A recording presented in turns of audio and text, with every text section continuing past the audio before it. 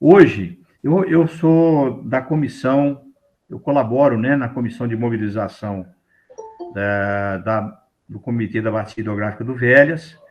Eu faço parte também do Instituto Guaicuí, né?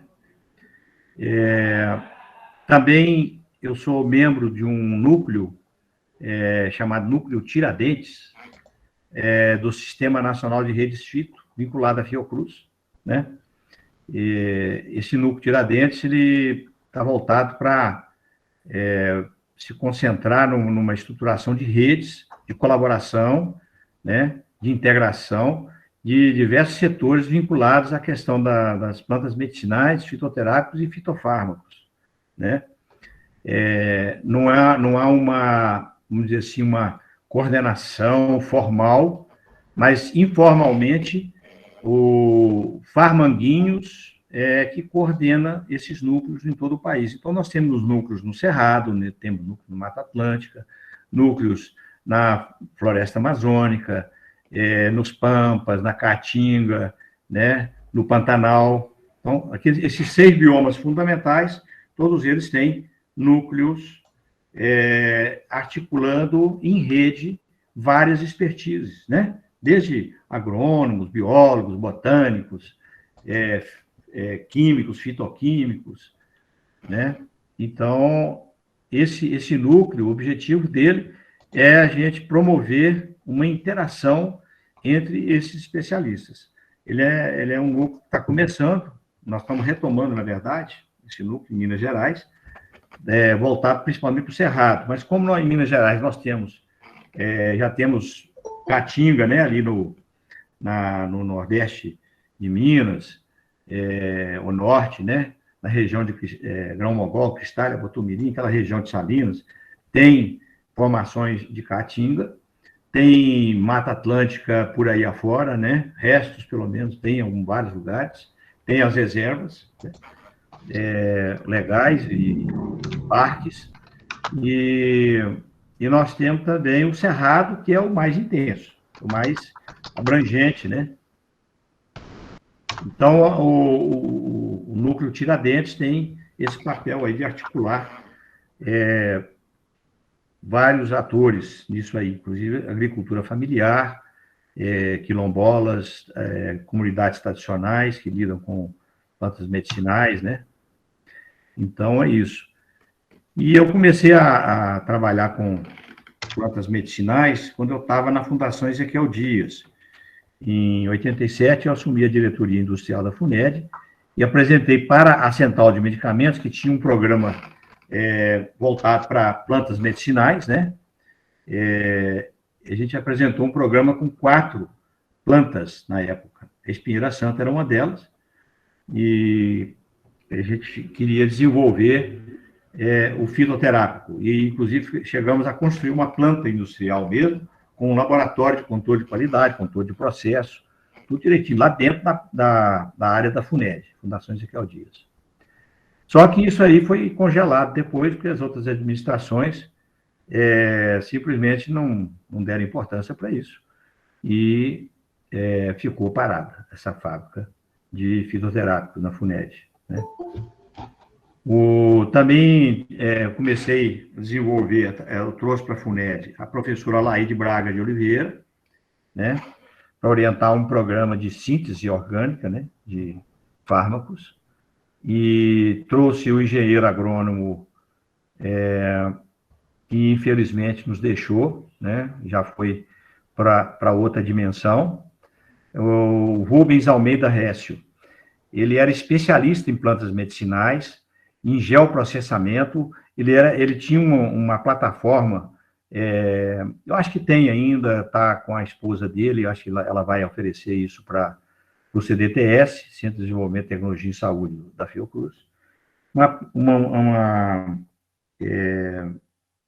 uma plataforma que, através das imagens de satélite, ele detectava a presença dessa ou daquela planta, certo? Daquele indivíduo que interessava. Por exemplo, espinheira santa, ele várias vezes me mostrou, olha, essa área aqui tem muita espinheira santa, e me mostrava a imagem de satélite, né? Ele tinha um banco de dados e uma plataforma que ele usava muito, muito desenvolvida.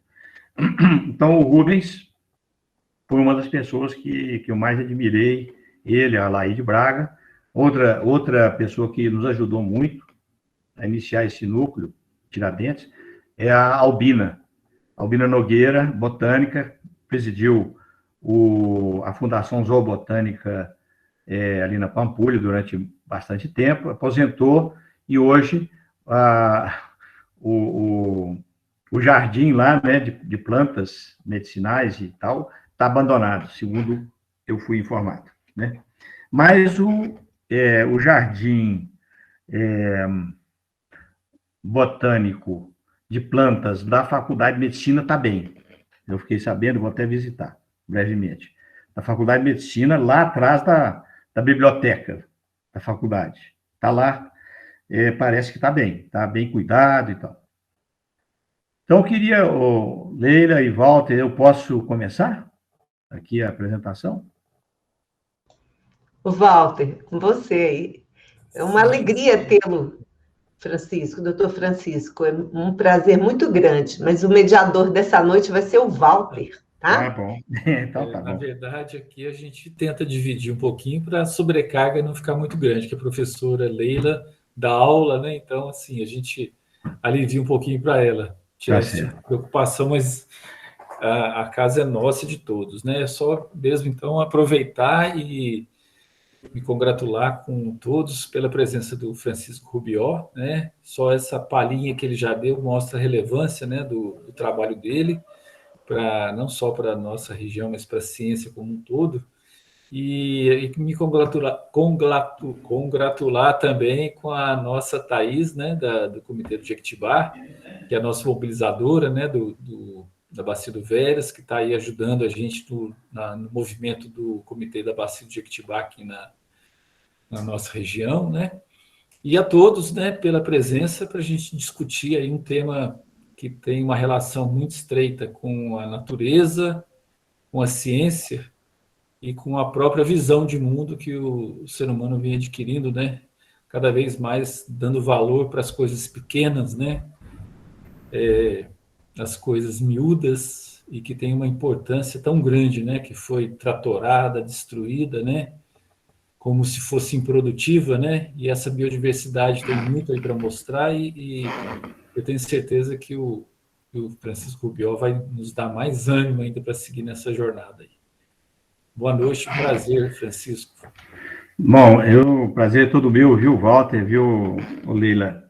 E Thaís é a culpada de eu estar aqui com vocês, principalmente, porque ela que falou, não, você vai apresentar lá para o grupo de agroecologia, né, do subcomitê do Jequitibá. Estou aqui com muita alegria para poder compartilhar com vocês algumas vivências que eu tive nessa área aí das plantas medicinais, dos fitoterápicos, até dos fitofármacos, né? E eu vou tentar descrever a minha experiência para a gente poder, inclusive, tratar aqui, ter uma conversa que eu acho que dá para a gente obter muita contribuição de vocês, certo? Para o desenvolvimento de algumas propostas, alguns projetos que a gente está tentando tocar aqui em Minas Gerais já tem muitos anos, né? Bom, vamos lá.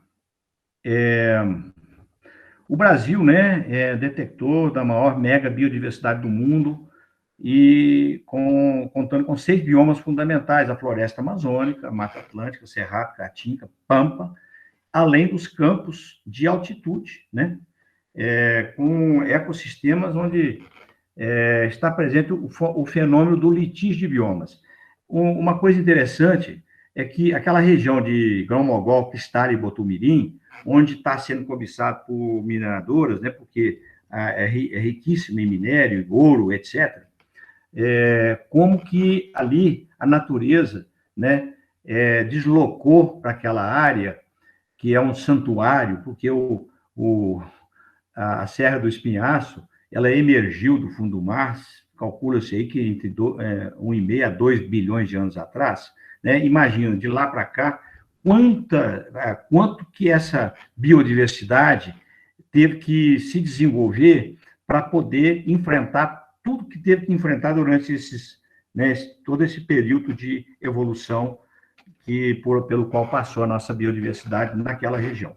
E lá, precisamente nessa região de Grão-Mogol, Cristália e Botumirim, o Rubens Almeida Récio, aí eu faço uma homenagem póstuma a ele, porque é uma grande figura, deixou muito conhecimento, ele estudou exaustivamente essa região, e ele afirmou, junto com a professora Alaide, com a aval dela, Alaide Braga de Oliveira da Farmácia, que essa região, as plantas, né, dessa região produzem determinadas moléculas que no seu bioma normal não produzem, né? Então, são moléculas novas, muito novas, e que a Alaide já começou a estudar pela cadeia molecular que está ali presente, tá?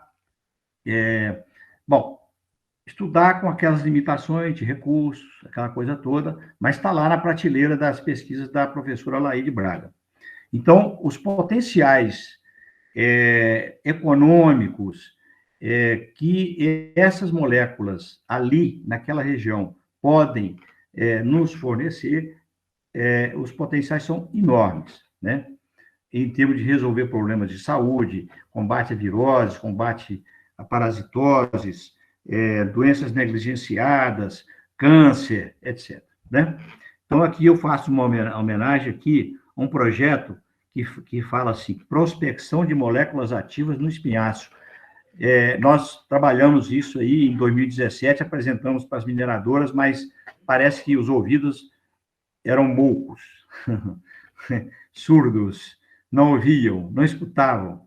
E nós mostramos que, se bem explorados, sem danificar a reserva florestal que está ali, em nada, eles poderiam obter recursos de muito maior monta do que a obtenção da exploração predatória do minério, né?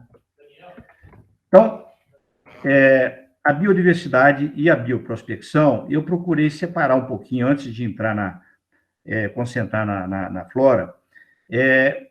Na área vegetal, olha só quantos fármacos, ou seja, princípio ativo isolado.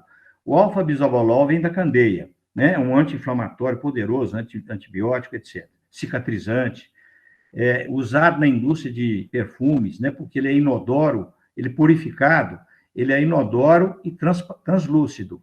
Então, ele é veículo de perfume, e a França compra e comprava e continua comprando uma quantidade enorme, que é um país que produz muito perfume. A pilocarpina do jaburandi, isso aí, desde que eu me conheço já estudante, jovem, eu já sabia que a pilocarpina lá na região do Maranhão, ela é produzida a partir do jaburandi, né, das florestas de jaburandi.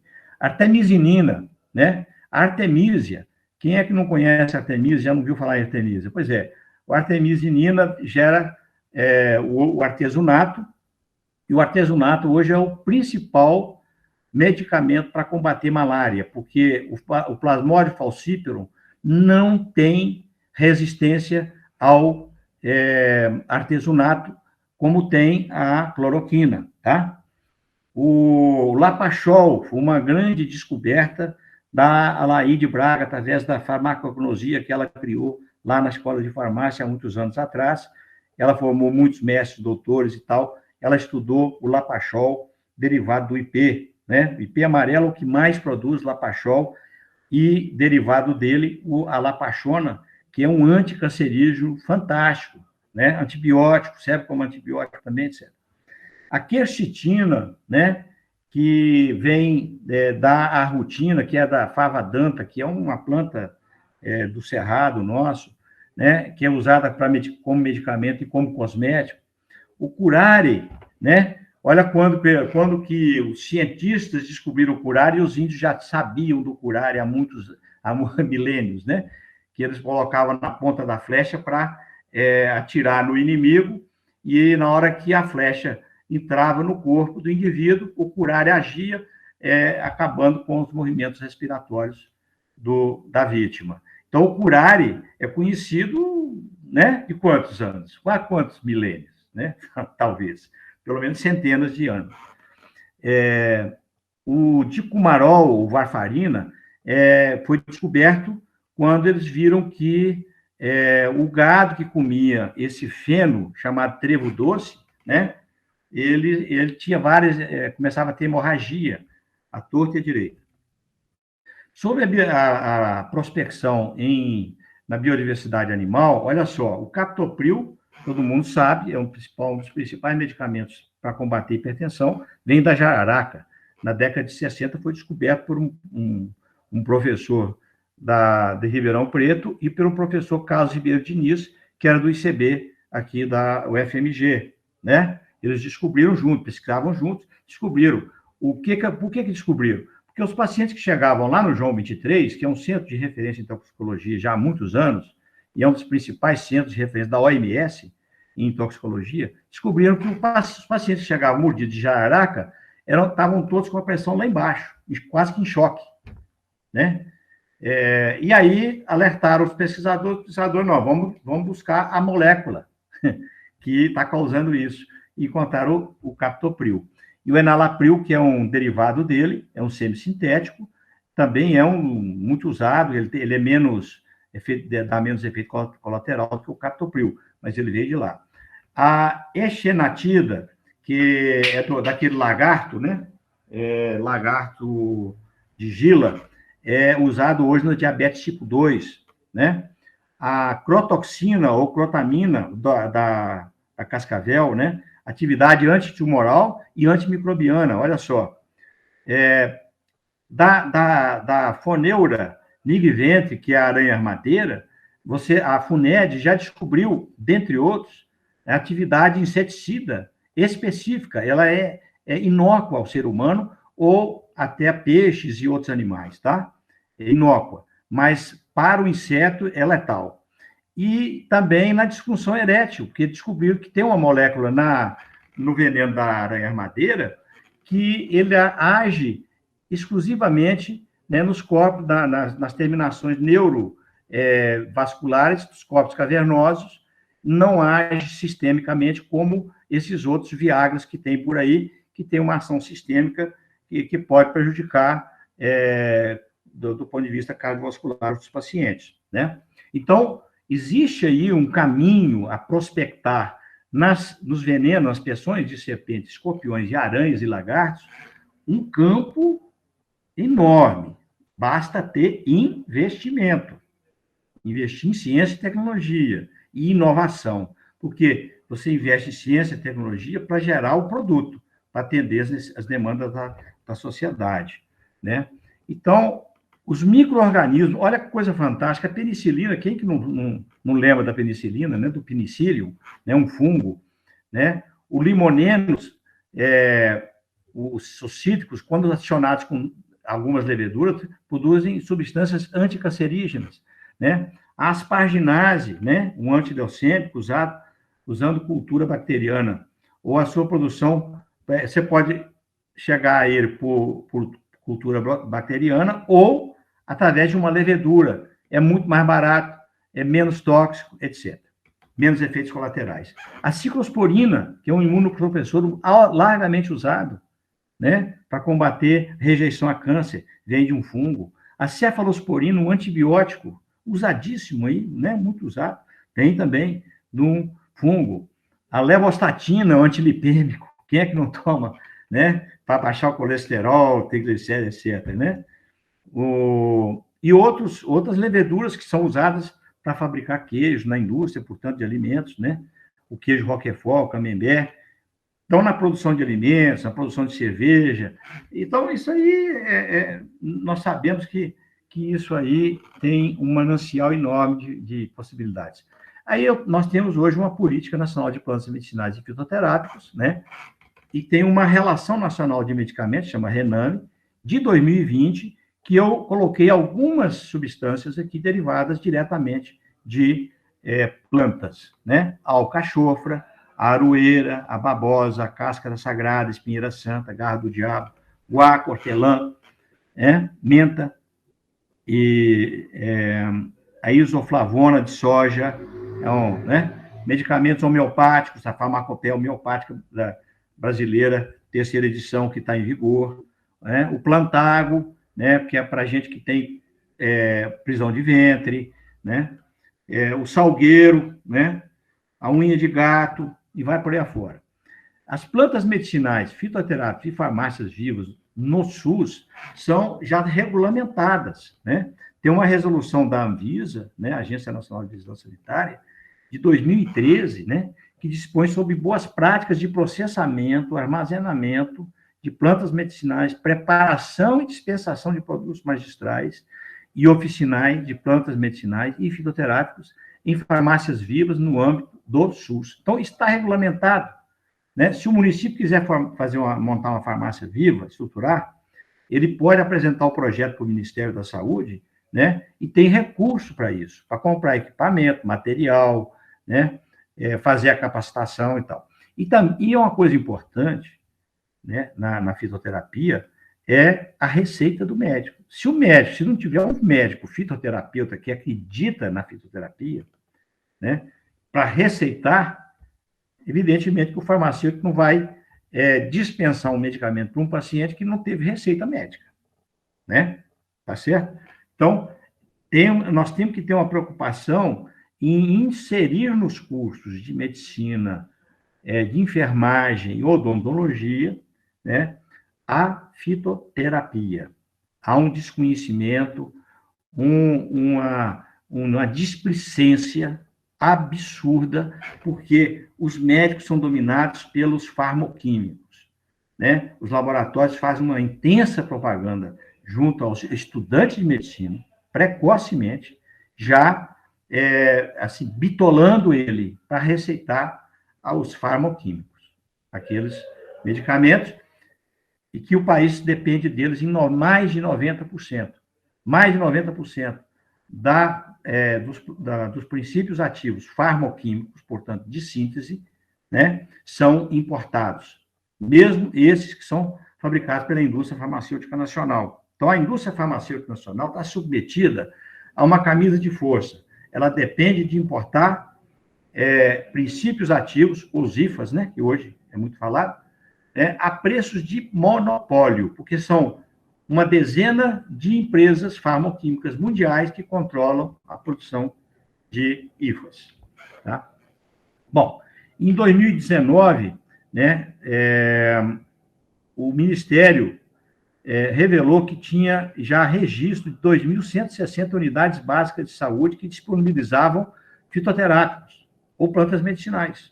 Olha só, tem, portanto, 2 anos.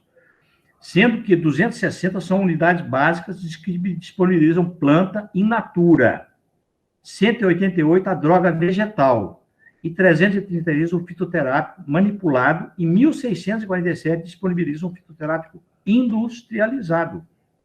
Tá? Bom, aqui tem algumas...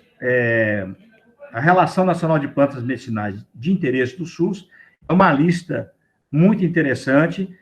Tá aí o link, né? Isso pode ser acessado. Eu vou deixar a apresentação aí para que quem tiver interesse, né? É só clicar nesse link aí, você, na hora, abre a lista das plantas medicinais de interesse do SUS, tá? Tem uma instrução normativa também, né? Que fornece a lista dos medicamentos fitoterápicos de registro simplificado e a lista de produtos tradicionais fitoterápicos de registro também simplificado, tá? Então, esses são dois links interessantes, porque são coisas recentes, de 2014. Eu só citei alguns aqui, né? A castanha da Índia, por exemplo, alho sativa, alho, né? Alcachofra, a equinácea. A equinácea é um medicamento que ajuda muito, né? É coadjuvante na mobilização do sistema imunológico para combater infecções, principalmente infecções respiratórias e tal. Tem o guaraná, tem o anis, a erva doce, o plantago, que já falei, que é um produto usado muito para quem tem prisão de ventre, né? Então, está aqui uma lista, né? A arnica, gente. A arnica é preciosa, a arnica montana, para traumas, né? Você sofreu um trauma, uma articulação do joelho, numa perna, no tornozelo, e antes de fazer a cirurgia, é uma coisa impressionante, como é que a arnica age. Se você vai fazer uma cirurgia daqui a 2 dias, você começa a tomar arnica 4 vezes ao dia, né? 20 gotas, se for solução, ou um comprimido a cada 6 horas. O processo inflamatório devido ao trauma que a própria cirurgia, né, provoca, é muito menor, muito mais reduzido, portanto, a dor vai ser menor. Então, assim, é muito impressionante como que a arnica tem um poder anti-inflamatório, e eu não conheço efeitos colaterais, claro, desde que use com moderação, né? Bom, muito bem. A maitênus ilicifolia, que é a espinheira santa, que é para quem tem queimação, né, gástrica, pirose, etc., né, doenças gástricas. Bom, em 1999, quando eu estava na presidência da FUNED, eu pedi a colaboração da professora Laíde Braga e do Rubens, aquele engenheiro agrônomo que a gente trouxe do Rio, né, e uma equipe da FUNED produziu o Programa Mineiro de Bioprospecção da Flora, que foi aprovado no Conselho Estadual de Ciência e Tecnologia em dezembro de 99. Ele está engavetado e precisa ser reanimado, né? Porque é um programa belíssimo, é um programa aprovado no CONECYT. Portanto, ele poderia ter financiamento da FAPEMIG, poderia ensejar vários projetos nas universidades, né? Com a Universidade de São João, a Universidade Federal do Vale de Jequitinhonha e Mucuri, a UFOP, né? Lavras, Viçosa, todas elas participaram da elaboração desse programa. A liderança foi a Laíde Braga e o Rubens. Então, a minha homenagem aqui à Laíde é uma potência em termos de conhecimento, né, que ela acumulou nesses anos todos. Ela foi convidada pelo Instituto Nacional do Câncer dos Estados Unidos, há uns 5, 6 anos atrás, pelo presidente desse instituto, querendo que ela fosse para lá. Eles dariam casa, carro, secretária, assessoria e tal, e mais não sei quantos $1.000 por mês para ela ir para lá participar dos estudos. Bom, ela não foi porque ela quer se dedicar a desenvolver a fitoquímica e a prospecção da flora brasileira aqui. Bom, aí, com ela, nós chegamos também a desenvolver esse projeto de prospecção de princípios ativos, né? Mas eu vou resumir aqui, porque é um negócio meio complicado, porque a gente já hoje domina a bioinformática, né? E através da bioinformática, a gente pode fazer vários estudos de modelagem in sílico, né? Que é através da informática mesmo, da tecnologia de informação, você modelar as moléculas alvo, por exemplo, de um tumor. Quais são as moléculas que nós precisamos neutralizar nas células tumorais do câncer de mama, por exemplo? Então, eu identifico essas moléculas e busco na biodiversidade quais são as moléculas, eu identifico as proteínas, do tumor, né, que são responsáveis pela multiplicação errática das células da mama, e vou buscar na biodiversidade as moléculas que vão neutralizar essas proteínas, tá? E tudo isso através da bioinformática, tá?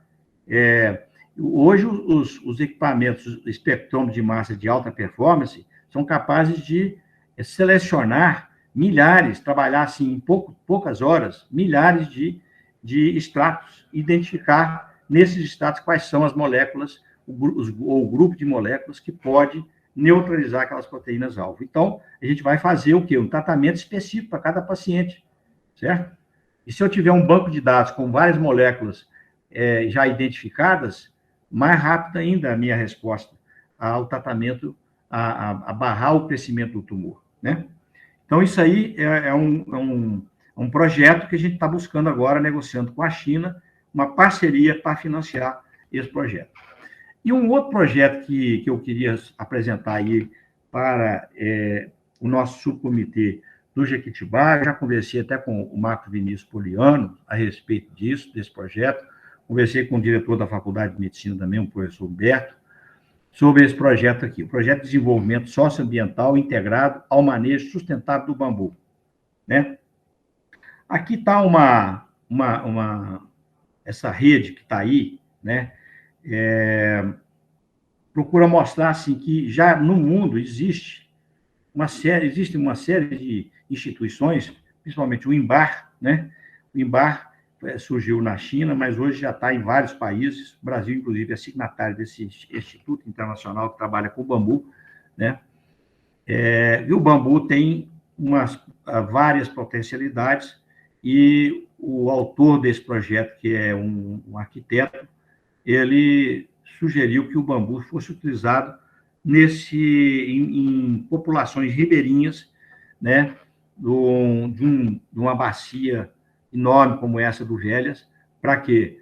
Para promover o desenvolvimento socioambiental, né, desenvolvimento econômico, e usando integrado com o manejo sustentável do bambu, né?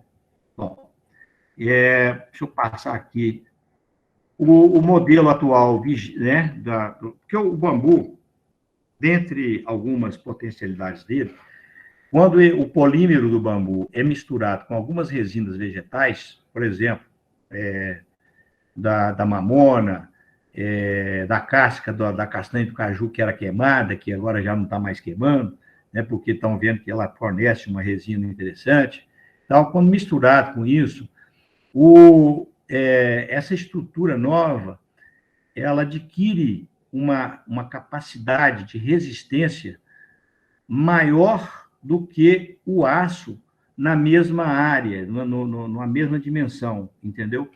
Então, o bambu já está sendo largamente usado na indústria automobilística, né, na indústria de construção, né, como estrutura mesmo, além de revestimento de piso, de parede, produção de móveis, utensílios domésticos e tal. Então, a gente pensou muito, né, já que o bambu permite isso, esse manejo sustentável e a sua integração com outras plantas e outras árvores, né? No caso, típicas do Cerrado, por exemplo, o bambu ele não compete, então ele poderia ser um poderoso instrumento para essas populações. A gente precisaria, evidentemente, capacitar lideranças da agricultura familiar para que pudessem processar adequadamente o bambu. O bambu fornece, além disso aí, o broto do bambu, que é alimento precioso, as folhas do bambu fornecem um princípio ativo e também antihipertensivo, né? No cultivo do bambu, cresce de forma muito produtiva o cogumelo, que é outro produto alimentício, e o cogumelo tem as suas hifas que se espalham pelo solo, promovendo a regeneração do solo. A hifa regenera solo mesmo, está comprovado, e várias experiências científicas já comprovaram isso, que a hifa, se você injetar, por exemplo, fizer injeção de hifa num aterro sanitário, essas hifas, em alguns meses, vão digerir tudo que está ali naquele aterro sanitário, né? Bom, o Brasil é detentor de uma grande reserva de bambu, maior, inclusive, que a própria China, que é quem tem, China e Índia, né? Que tem esse acúmulo de conhecimentos do uso milenar, né, do bambu. E aqui, esse arquiteto propõe um modelo sistêmico de biodesenvolvimento, que é plantando um novo habitat, ou seja, com o uso do bambu de forma integrada com os demais elementos da biodiversidade do local, né? Pode promover, por exemplo,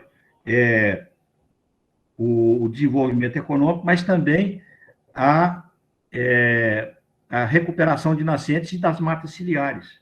O bambu, pelo seu rizoma, que ele é muito trançado, né? Ele oferece uma densidade para as margens dos rios, né? É interessante esse fator também do bambu. Bom, então, estão aí algumas características, né, que o bambu pode nos fornecer. Matéria-prima renovável, né? Florestamento, manejo, regeneração ambiental, biocompostos, substituindo madeira, aço, ferro e plástico, transforma fibras de baixo custo em alto valor agregado, gera trabalho, economia associativa, enfim, pode gerar uma cadeia de empreendimentos. Bom, infinidade de possibilidades que esse bambu traz, né? O cultivo integrado. Muito bem, aí, né, o cultivo, o manejo, o beneficiamento de plantas de valor medicinal e de nutrição alimentar em ambiente harmonizado pelo modelo sistêmico de desenvolvimento, em que o bambu entra com a sua contribuição própria, né? Mas sim eliminar os outros indivíduos da flora, né? No plantio integrado, as plantas conseguem obter maior desempenho em vitalidade e fornecimento de princípios. Isso é a Embrapa, né? O Madrangolo, você sabe mais do que todo mundo isso aí, professora Leila também, né? Trabalha com doenças, né? Doenças que afetam a produção agrícola. Então, eu acho que isso aí, com a situação que o Brasil enfrenta hoje, de importar quase 4 bilhões de dólares anualmente de agrotóxicos, né? Tinha que investir 4 bilhões, são 20 bilhões de reais por ano, só de agrotóxicos. Então, você imagina, investe um bilhão de reais, não precisa de dólar, não, no desenvolvimento de elementos naturais de combate às pragas, né? O que nós vamos obter com isso? Ciência e tecnologia para isso, né? Para conquistar esse controle de pragas naturalmente, né?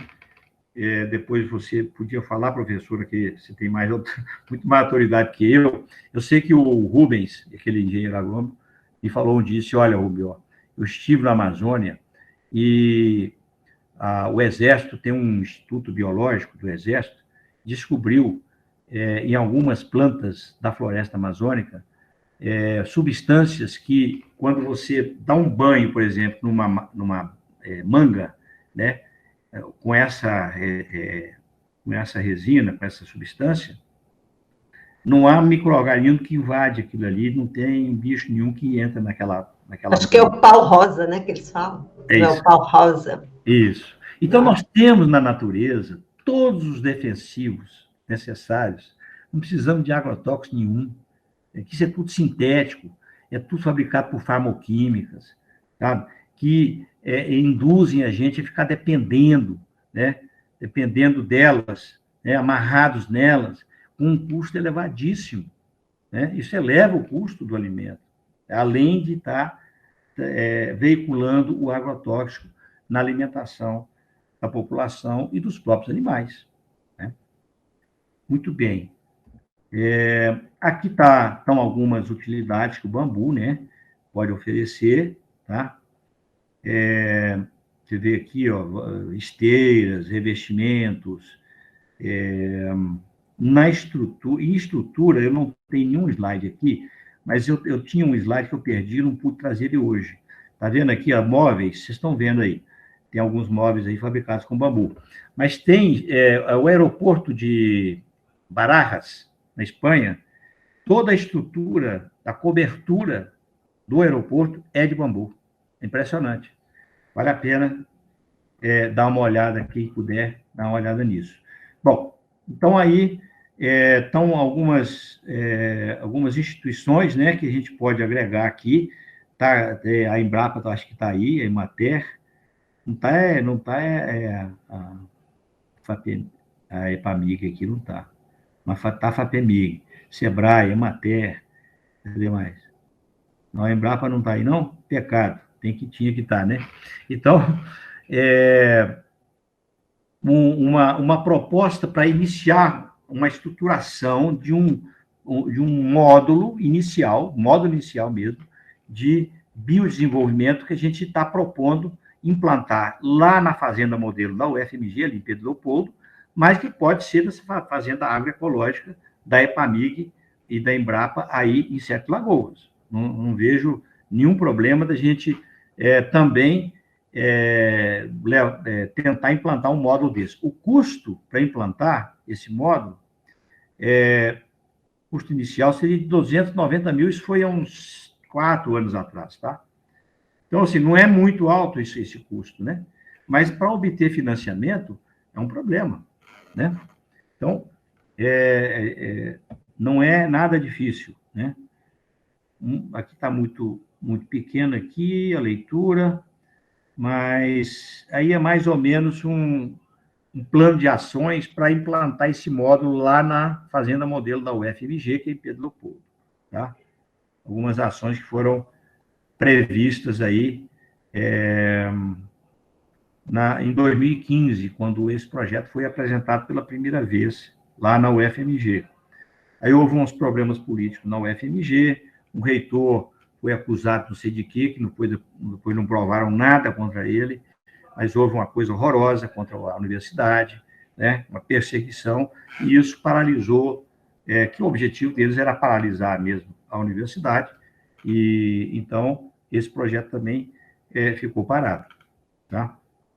Então, o Instituto de Cooperação Internacional em Saúde, Ciência e Tecnologia, ele foi criado em 2008 para acolher esse projeto, né? Mas até hoje nós não conseguimos financiamento. O financiamento que nós estamos com perspectiva boa de conseguir agora é do próprio governo, do Fundo Soberano da China. Provavelmente deve sair algum recurso para a gente investir nesse projeto, tá? Então, a ideia do Fernando Gomes, que é o autor do projeto, é plantando um novo habitat. Então, ele propõe um modelo sistêmico de biodesenvolvimento, né? Respeitando a natureza e aproveitando tudo que ela tem, sem destruí-la, para poder desenvolver o ser humano junto com ela. Então, eu agradeço primeiro o Projeto Manelzão, o CBH Velhas, a equipe de mobilização, a Thaís, a Deza, que também se interessou, né? O subcomitê do Jequitibá de Ribeirão da Mata,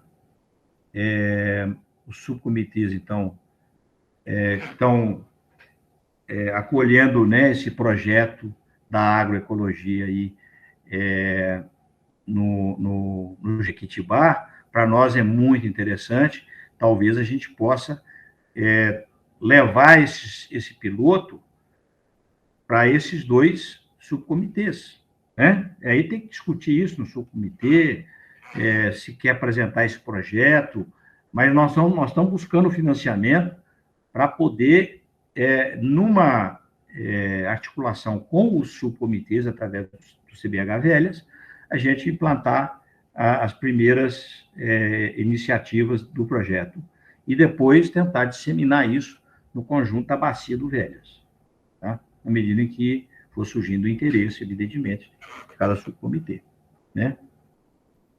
Então, agradeço especialmente aí a Leila, a professora Leila e ao Walter Mastrangolo pelo convite, por essa oportunidade de poder falar dessa experiência, tá? Vocês sabem muita coisa a mais do que eu sou um médico interessado em propiciar, né, abrir, buscar espaços para que os projetos importantes que vocês têm, evidentemente, possam vingar, né? São projetos da maior importância, com certeza. Eu estou aí à disposição, né? Obrigado, viu, Thaís? Você não é fácil, não.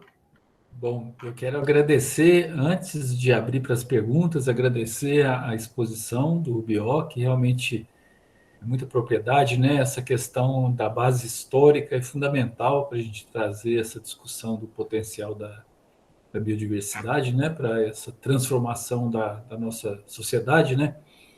E interessante essa questão dessa possibilidade, né? Eu acho que isso é uma das coisas que o Guaí busca sempre, né? Criar oportunidades para que as políticas públicas realmente ocorram, né?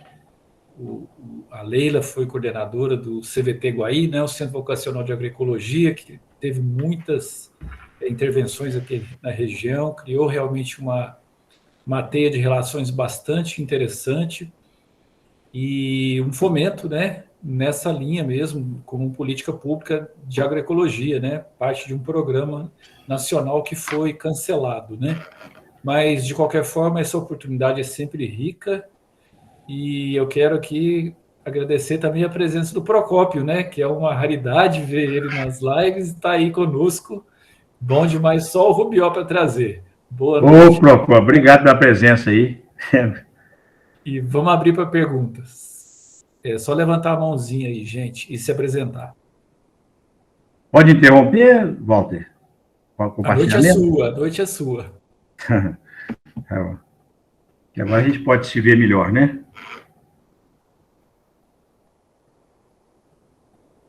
Pronto.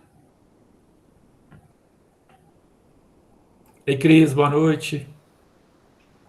Doutor Rubió, estou encantada aí com o trabalho, né? E realmente a gente vê que essa questão da bioprospecção, né, das plantas medicinais, como é riquíssimo. E deveria estar chovendo recursos, né? Não só recursos financeiros, mas humanos, né? É um desconhecimento, uma coisa assim ruim, mas ao mesmo tempo a gente fica feliz de saber que tem pessoas que pensam isso, que sonham isso, como você aí nessa construção, né? Então, a minha dúvida é a questão lá na FUNED, né? Você trabalhou com a planta lá, que é da nossa biodiversidade, né? A espinheira santa. Então, vocês, qual era o objetivo? Era descobrir, entender da planta, criar um medicamento, né? Ou patentear isso, não? O objetivo nosso era começar com um elenco pequeno de fitomedicamentos, né? O caso seria um fitoterápico industrializado. Nós teríamos uma apresentação em cápsulas, né? A gente pensou na cápsula, e o que a gente queria naquela planta é começar a formar recursos humanos que adquirissem a conhecimento, a capacidade de trabalhar desde a matéria-prima, a identificação do fornecedor, a qualidade botânica daquela planta, né, e a qualidade fitoquímica daquela planta. Então, o que a gente tinha já em mente? A LAID iria desenvolver os extratos padrão e os marcadores químicos. Então, a gente faria o controle da matéria-prima, através desses parâmetros, também o controle de processo, para ver se durante o processo de produção se houve ou não alguma alteração, se permaneceu a atividade biológica, né? E o produto final. Então, nós teríamos todo o processo ali para a espinheira santa, desde a identificação da fonte, do fornecedor da matéria-prima, que a gente tinha um cuidado, que o agrônomo, o Rubens, ele estava desenvolvendo, inclusive, uma espécie de manual para o fornecedor. Então, a espinheira santa deveria estar debaixo de cobertura vegetal. Então, ele descrevia que cobertura vegetal é essa, em que período que tinha que ser feita a coleta, como fazer a coleta, que partes da planta deveria coletar para manter aquela espinheira santa, aquele indivíduo, fornecendo a matéria-prima a cada ano, certo? A cada período de colheita.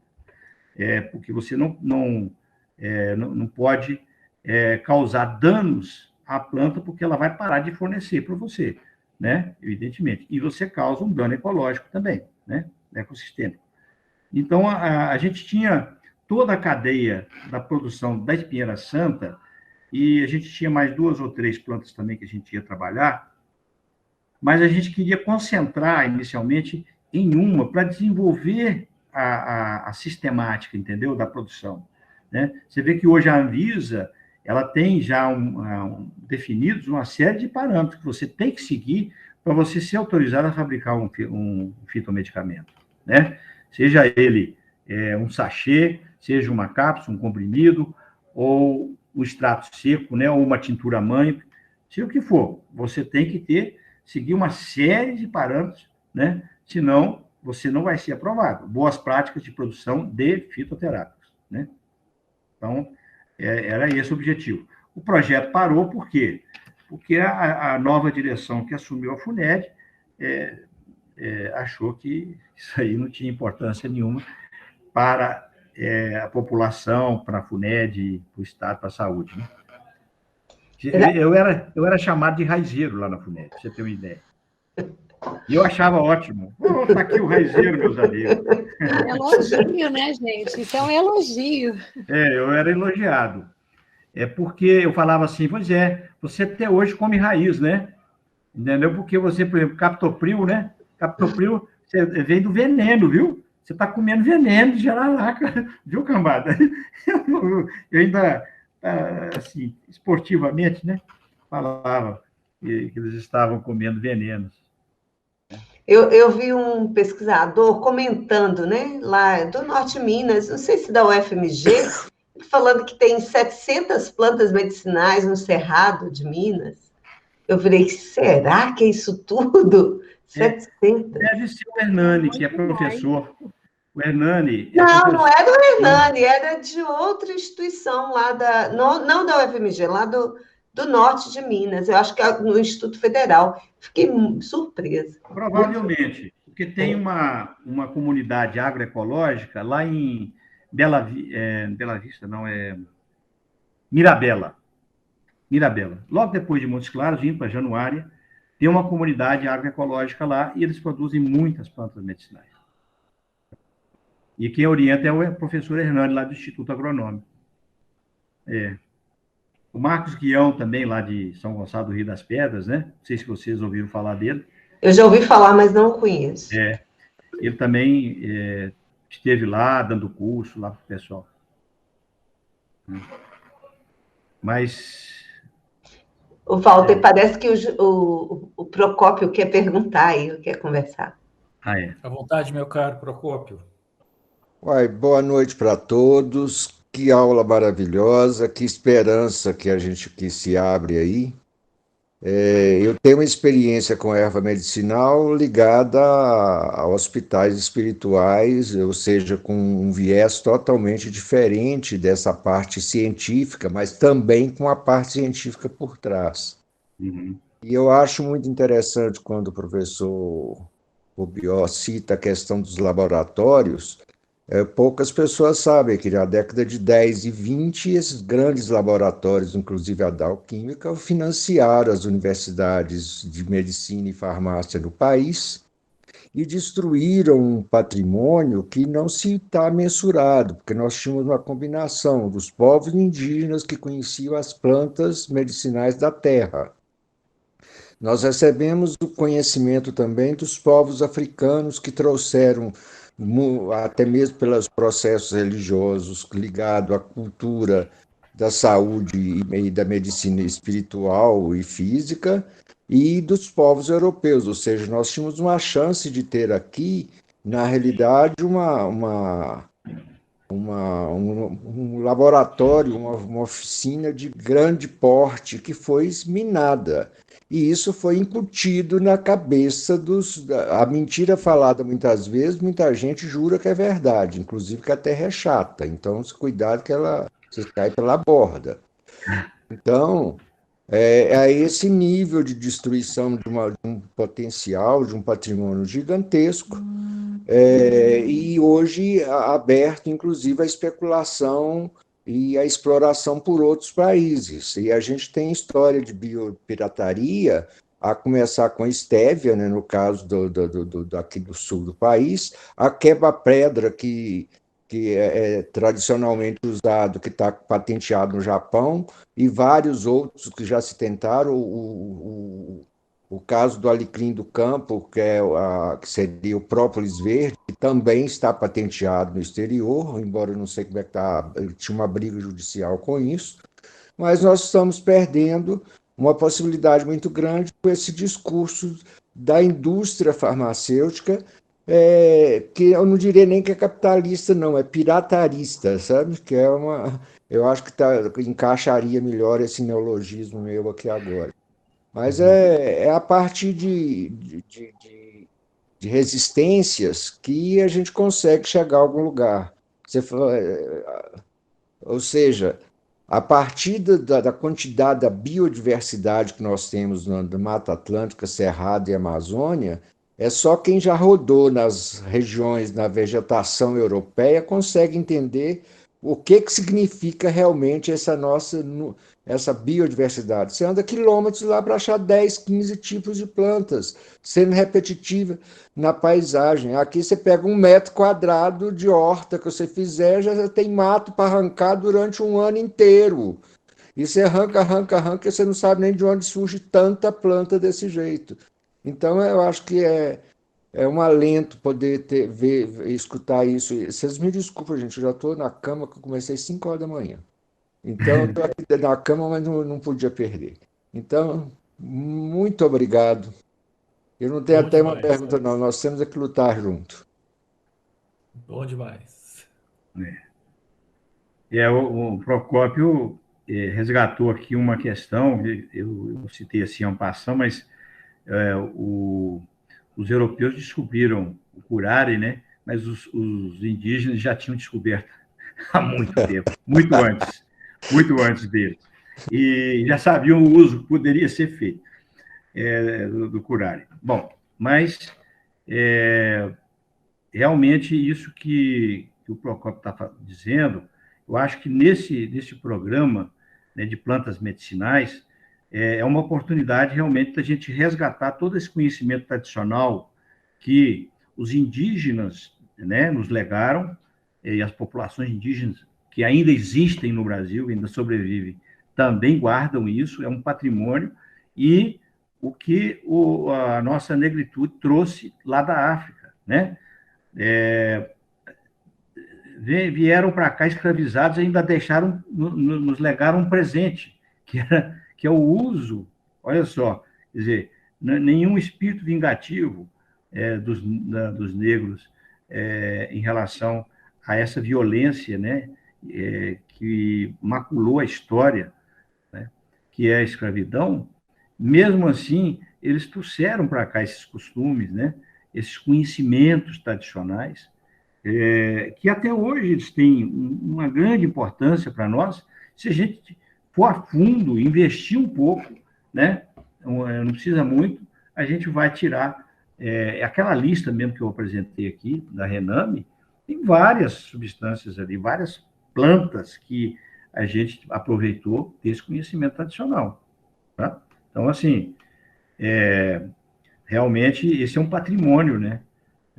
Nosso. E aí, quando você vê pirataria, você fala assim, meu Jesus, quer dizer, estão pirateando, e o Sergem, né, que é um órgão que regula o uso da nossa biodiversidade, pune aqueles que estão, às vezes, pesquisando para poder chegar cientificamente a valorar um produto, e pune esses pesquisadores, entendeu? E a biopirataria está acontecendo, né, a olhos vistos.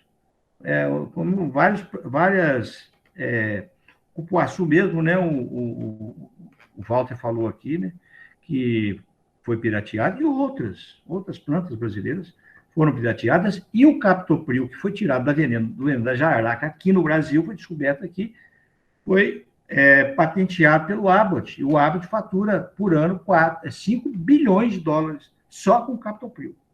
5 bi, não é milhões, não, é bi. Certo?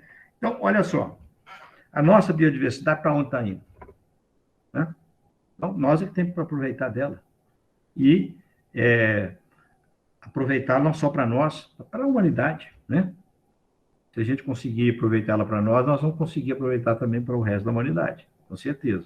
Por isso que esse projeto, eu acredito muito que, se a gente convencer o Fundo Soberano Chinês de financiar esses 2 projetos que eu apresentei aí, nós vamos sair dessa situação assim de penúria, porque são 2 projetos da maior importância, no entanto, a gente não consegue deslanchar.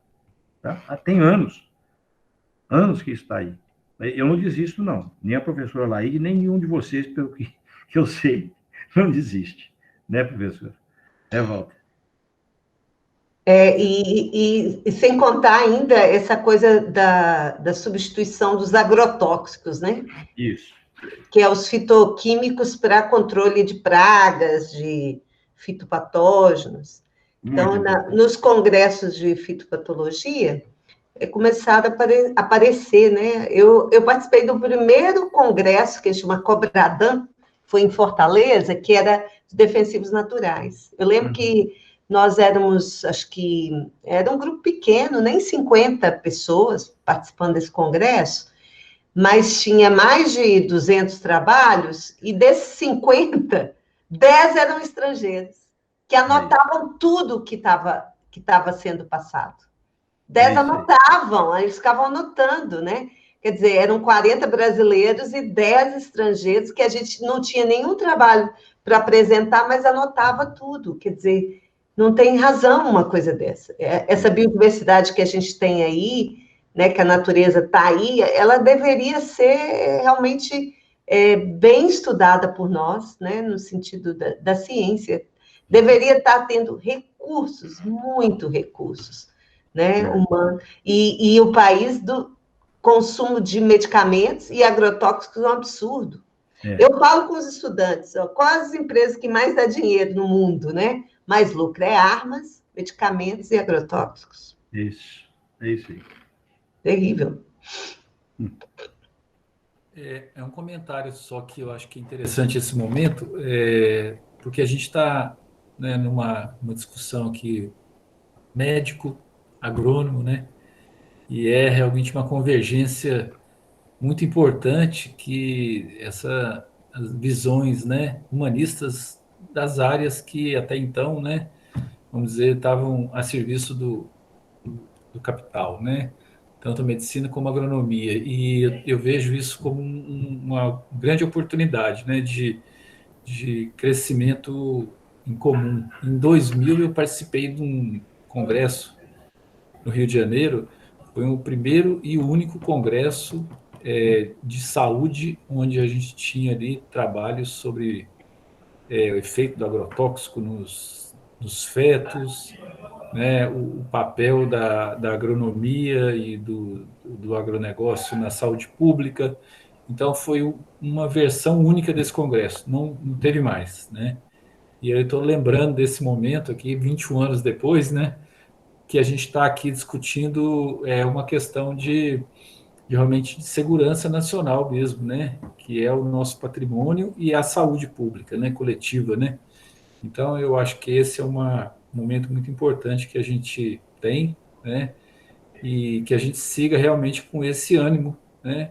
Do Rubió, do Procópio, da Leila, né? De todos nós que estamos aqui. A Cristiane, eu sei que está coçando aí para falar um pouquinho, porque ela está acumulando de experiência nessa vida de agroecóloga dela.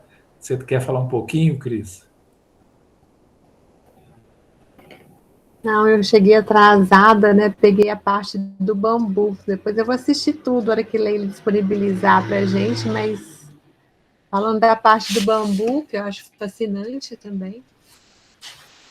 Aqui em Ravenna, não sei se você conhece, Eduardo, mas tem o Lúcio Ventania, que tem uma piscina absolutamente magnífica. Trabalha o bambu de uma maneira espetacular, né? Já ouvi falar muito. O interessante é o seguinte, deixa eu lembrar de um fato aqui. O Rubens, aquele engenheiro agrônomo, ele queria trazer para o Brasil algumas sementes de digitalis lanata para plantar lá no Alto da Mantiqueira. Ele tinha um terreno lá, no Alto da Mantiqueira, e falou assim, eu quero experimentar o cultivo dela.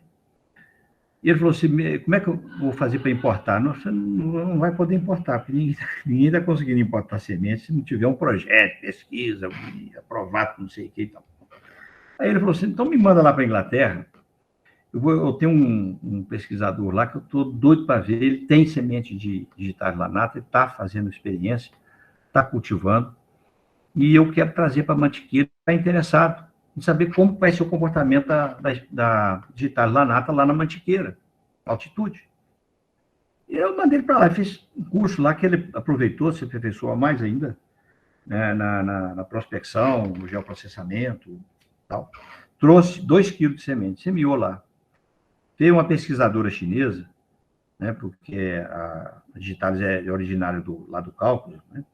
Então, ela chegou, foi testar no laboratório da Alair Braga e falou, olha, o teor de digoxina dessa digitalis aqui é surpreendentemente superior àquilo que nós conseguimos lá onde ela é nativa.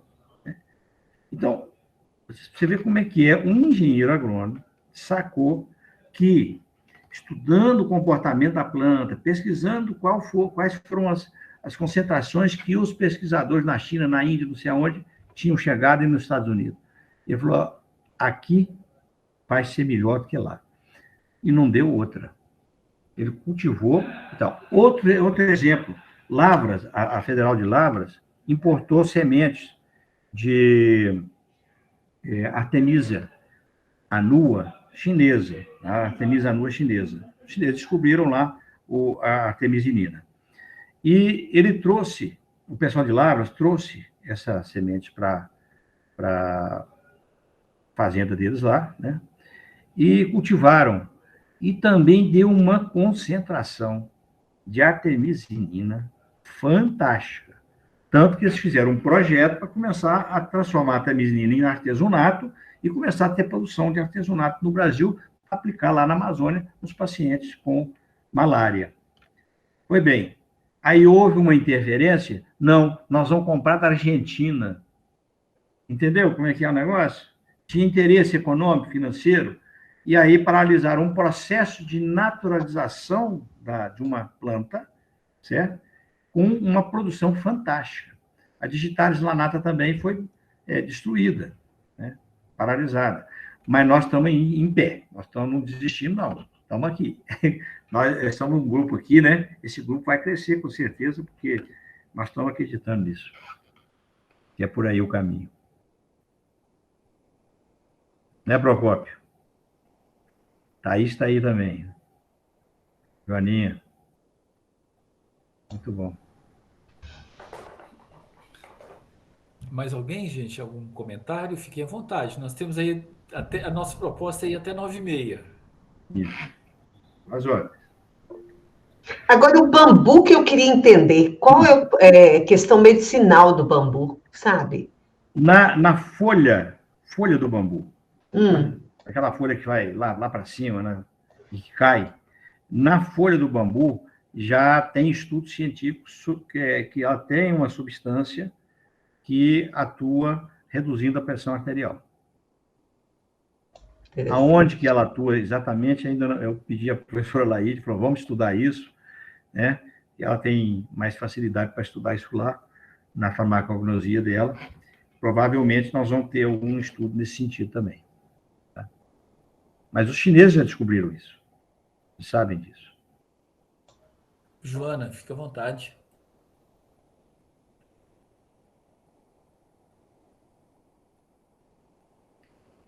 Tem que ligar o microfone, viu, Joana?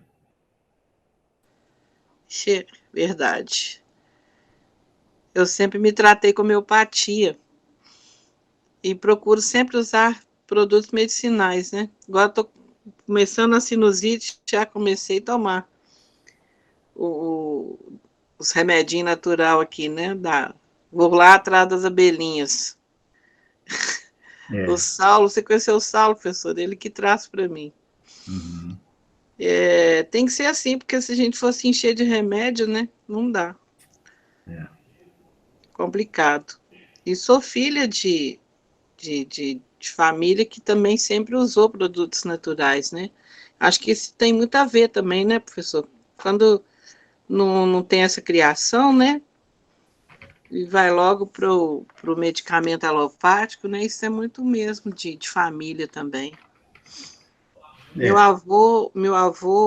bisavô, pai de minha mãe, avô da minha mãe, era farmacêutico em Divinópolis. Ele produziu muito, inventou muito, né? Que ele, na época falava que ele inventava, né? Medicamento. Aí o mais engraçado que ele inventou foi para crescer cabelo, engrossar cabelo. Daí ele vendeu a fórmula, mas acho que não deu certo, não, porque os homens continuam careca, né?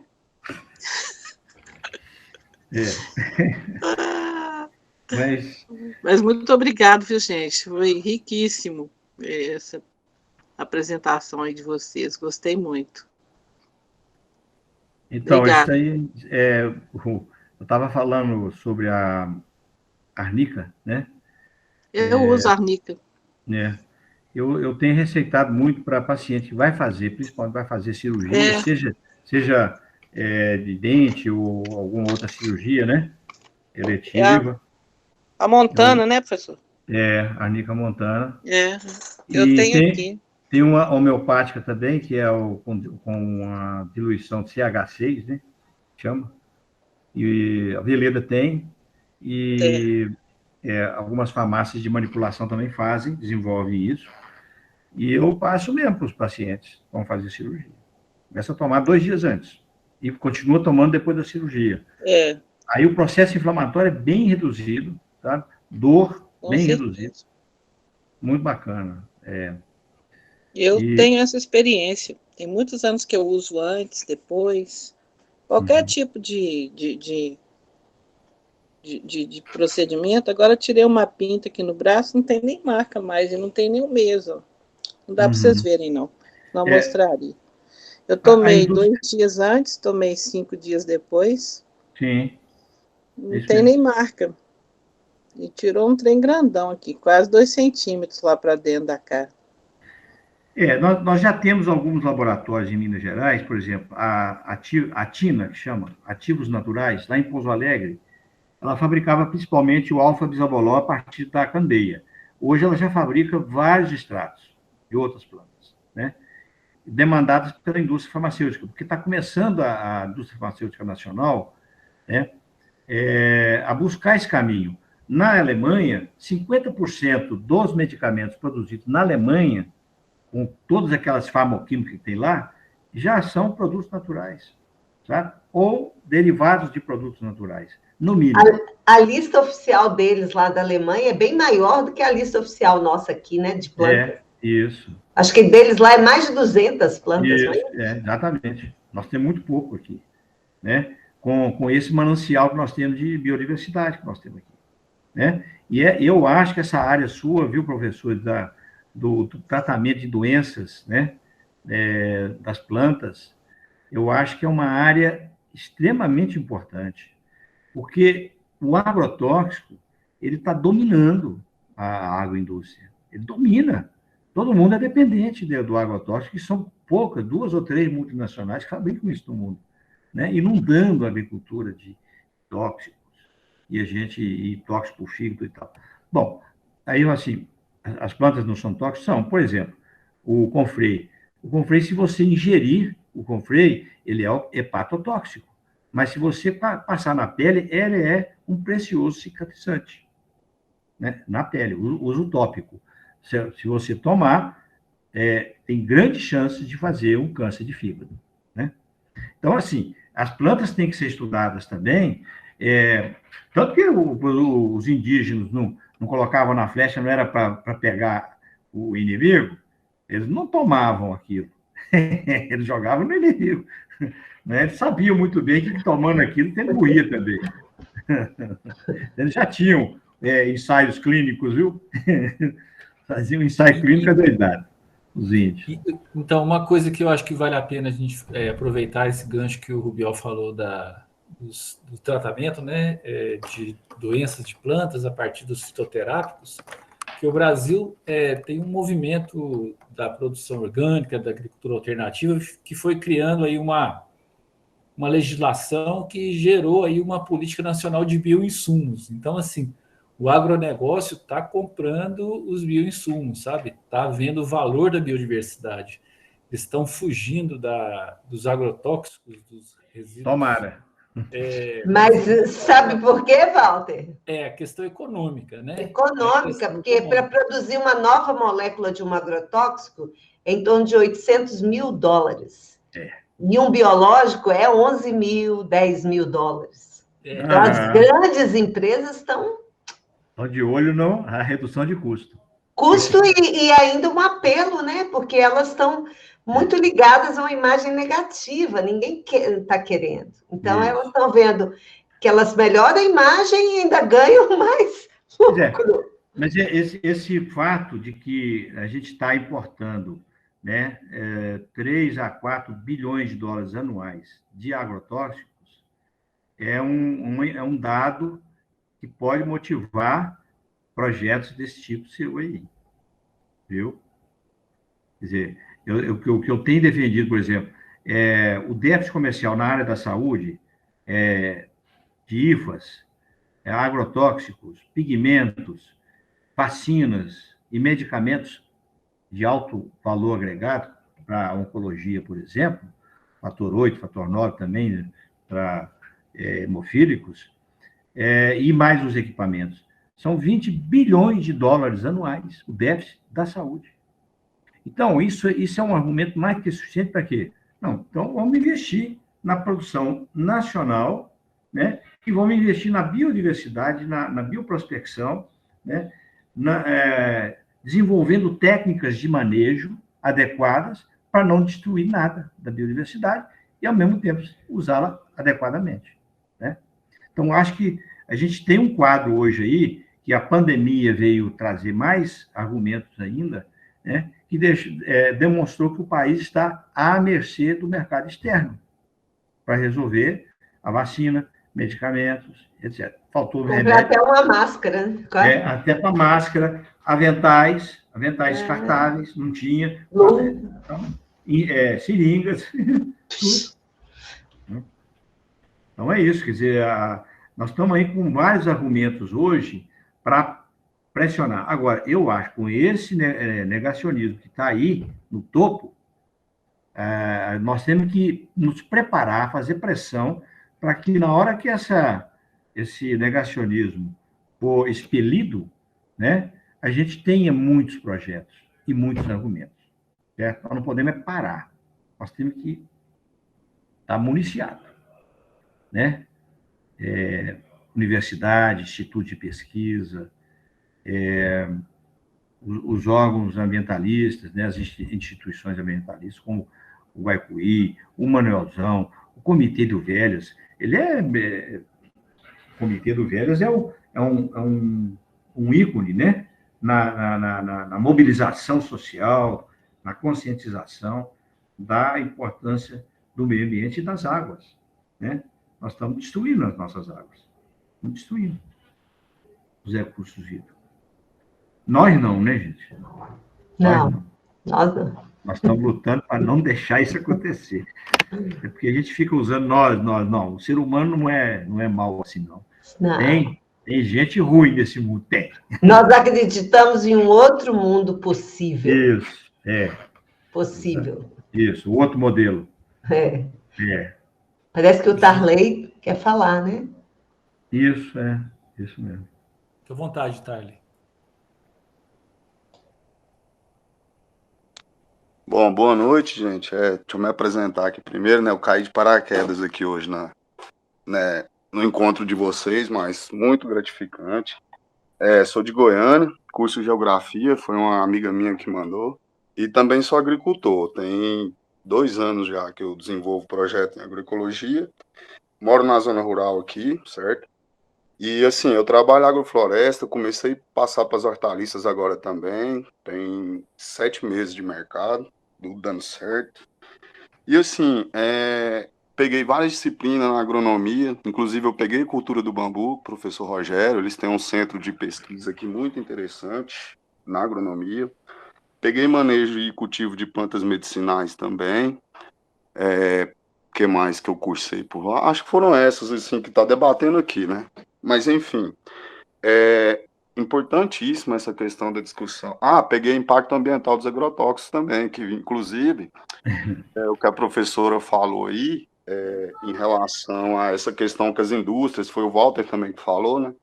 E a professora em cima também. É Leila, né? Isso, né?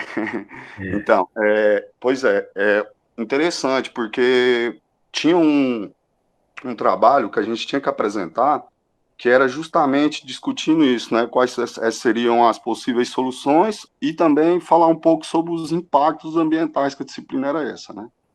E aí eu fui numa pesquisa justamente dessa, que as indústrias, elas, justamente, eu acho que era mais pelo apelo, economicamente, claro, mais pelo apelo, igual a professora Leila falou, dessa pressão da sociedade de não estar aceitando, né, de ser negativa essa questão dos agrotóxicos. E as indústrias já estão à frente disso, desenvolvendo pesquisa muito mais do que as universidades em relação a já achar essas soluções para diminuir o uso dos agrotóxicos. Eu pesquisei uma indústria de cana, que ela já desenvolvia a própria larva, que combatia o principal fungo que faz a broca da cana-de-açúcar, e outra empresa da indústria de laranja também, que já desenvolvia outro tipo de inseticida natural que era já para controle biológico mesmo, né? E aqui, assim, eu sempre... antes que eu esqueça, gostaria de estar participando mais vezes com vocês, não sei se tem um grupo de WhatsApp, alguma coisa assim, porque isso enriquece, né? Igual todo mundo falou, acho que é uma discussão aí mais acadêmica, mas eu acho que, sim, cada vez tem que unir, sempre bati nessa tecla, nos encontros que eu já fui de agroecologia por aí, que tem que unir muito o produtor também, sabe, o agricultor, até para levar esse conhecimento de forma integrada para todos, né, envolver a sociedade no geral. E aí, se tiver um grupo, depois vocês me passam aí e tal, como que eu faço para participar, se tem como, se não tem. Enfim, no mais, também não é uma pergunta, é só um agradecimento aí pela troca de conhecimentos, que foi interessantíssimo. Não vou mostrar vídeo aqui, porque eu também já estou igual o filho aí, já estou deitado aqui também, mas não abandonei hora nenhuma. Achei interessantíssimo tudo que rolou aí, foi muito construtivo. E o legal de ver é que várias pessoas do país, né, debatendo isso e preocupando com isso, como diz a Joana aí, que é a luz no fim do túnel, né? E realmente porque assim, eu sou um pouquinho mais jovem que vocês, viu? Mas só um pouquinho. E assim, a gente fica vendo assim, sabe? E acho que dá mais força para a gente continuar no dia a dia aqui, porque eu mais na labuta, né? Mais no trabalho braçal mesmo, de agricultor mesmo. Aqui nossa área ela não é muito grande, mas a gente já está transformando ela, já está com muita biodiversidade, tanto animal quanto vegetal. Sempre tive essa preocupação. Sou neto, né, de agricultor. E um voo meu é do Maranhão, Estreito Maranhão, e o outro voo é aqui de Goiânia mesmo.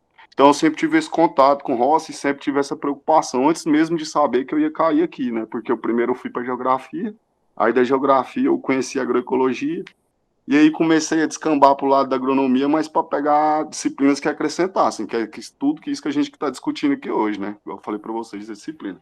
Então, assim, é só para agradecer e deixar aqui minha vontade de participar mais vezes com vocês. Beleza? Muito obrigado, foi positivo demais. Ô, Thales, preenche o formulário, que aí, com seu contato, a gente te manda sempre informações, tá? Um abraço. Prazerão tê-lo aqui conosco. Bom, né? Não, beleza, então, vou preencher aqui agora. Obrigado. Bacana, esse Guaí vai Muito. longe, hein? A internet, Vai. então, ninguém segura. É. Bom demais. Tá? Eu gostei desse CVT Guaí, viu? Da agroecologia. Bom demais. Vou Então, entrar gente, nele, olha viu? só. Opa, nós só estamos... Daqui a pouco a gente vai emitir carteirinha, viu, gente? Tá bom. Valeu. Foi Bom, bom. gente, mas tirando a brincadeira e voltando aqui para a nossa conclusão, né? Vamos fechar, né? Apesar de estar muito bom, mas agradecer a todos. Eu quero agradecer a Marina Torres, lá do Parque Zoobotânico, né? Que está aqui conosco, vem todas também. Assim, Conheceu a Albina, né, Marina? Vamos lá, gente. Vocês me colocam aqui para falar. Não? É um caco, porque eu sou diurno, eu pego no serviço desde 7 horas da manhã. É meio puxado. Mas, o doutor Rubió, já ouvi falar muito do senhor, a gente ainda não te conhecia, assim, de vista, porque eu fui colega da Albina, né, que já aposentou lá na Zoobotânica, e realmente era com o maior entusiasmo que ela conduzia o trabalho que foi feito em conjunto com vocês, né? Sim. Que foi esse que o senhor comentou hoje, né, que está meio engavetado, mas tomara que a coisa engrena, né, e vai para frente. E a gente está lá ainda na Zoobotânica, qualquer coisa que a gente puder auxiliar, tá? Que bom, mano. Vou comentar com a Albina. Vou comentar com a Albina, ela vai ficar satisfeita. Vai. Tá bom. Tá, joia. Um abração aí para você. Obrigado. Marina é sócia fundadora, viu? Então, tá aqui na raiz do Guaíba, né? E lá, o professor, a gente trabalha com homeopatia, mas na saúde da planta, tratando a planta com medicamento homeopático. Ah, que legal. Que bom. E muitos resultados interessantes também. Uhum. Bom, gente, então, assim, vamos deixar os trabalhadores do Brasil descansar um pouquinho, né? Ô, Walter, parece que a Thaís quer falar. Ela levantou a mão, sim? Ó, Thaís, levantou. Ei, gente, boa noite. Estou com a câmera desligada aqui, que eu também já estou em 3 turnos de reunião aqui, já estou meio descabelada, com as olheiras. Mas eu queria mesmo agradecer por essa oportunidade, sabe? Que potência que é esse grupo, hein? E, assim, eu queria também fazer uma provocação de expandir essa discussão lá para o baixo, para o alto, velhas, porque a gente está tendo, assim, muitas iniciativas que ainda estão incipientes em agroecologia, principalmente em área urbana aqui, em Belo Horizonte, e seria muito bom levar nessas discussões do grupo, levar essa gota de esperança, essa luz, como a Joana falou, nesse incentivo para as outras regiões do Velhas. Então, queria deixar essa provocação que, assim, achei muito bacana mesmo, as discussões do grupo.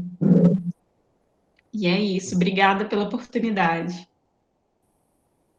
Valeu, Thaís. Vamos levar, né? Se o Guaí topar, estamos aí. Vamos levar isso para outros subcomitês da bacia. Com certeza. Será uma grande alegria.